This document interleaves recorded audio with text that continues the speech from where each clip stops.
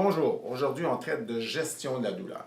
Le soulagement de la douleur, quand vous voyez un massothérapeute comme moi, massothérapeute spécialisé contre la douleur, sinon des physiothérapeutes, des ostéopathes, même votre médecin, ces gens-là, nous-mêmes comme thérapeutes ou médecins, on essaie de vous aider à soulager la douleur en grande partie.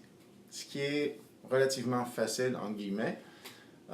Ce qui est plus difficile, c'est faire durer le soulagement.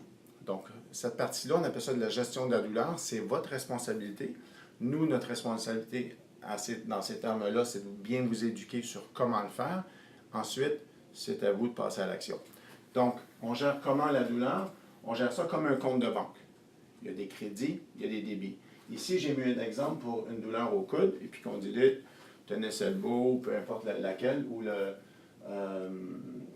golfer elbow, peu importe à l'intérieur ou à l'extérieur.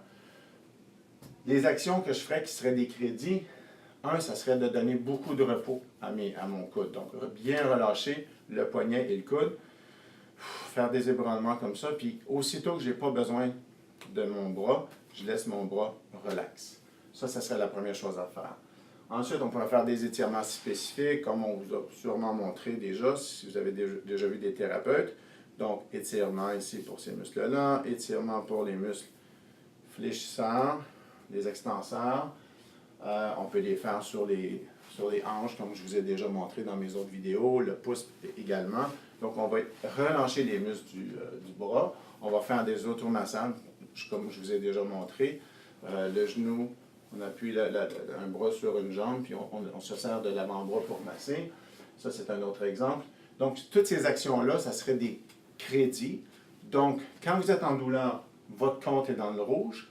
Ce que vous devez faire pour niveler le compte de banque, sinon l'amener dans le positif, et idéalement, ça serait réduire les actions qui causent la douleur, le stress, etc., puis l'activité ou la suractivité ou les actions répétées. Donc, on réduit les retraits, on augmente les dépôts. Principe très simple. Donc, d'autres exemples pour le coude, ça serait de mieux respirer, donc de ne pas s'énerver, et aussi de souvent poser les bras sur les jambes. Vous êtes exemple pour les gens qui travaillent au bureau. Un exemple ici, position ergonomique devrait être à peu près comme celle-ci, les coudes près des côtes comme ça à 90 degrés, le poignet neutre. Mais vous avez beau rester comme ça toute la journée, mais quand vous êtes en train de réfléchir à ce qu'il y a sur l'écran, à ce que vous allez répondre à un courriel, à ce que vous allez faire comme action sur l'ordinateur, vous n'avez pas besoin de laisser les bras sur la souris, sur le clavier. Ramenez les bras tout doucement comme ça. Vous voyez, quand je fais ça, les épaules lèvent légèrement.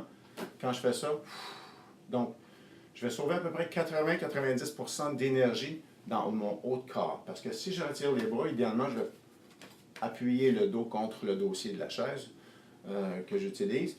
Puis là, je vais être en train de reposer mes muscles du dos, les muscles de mon épaule, de mon cou, de mes bras, de ma main, etc. Donc, on fait des actions crédits, on les multiplie, on les additionne, on les multiplie et on élimine le plus possible la surutilisation et on repose beaucoup les bras. Donc, gérer votre compte douleur, c'est vous amener de la qualité de vie.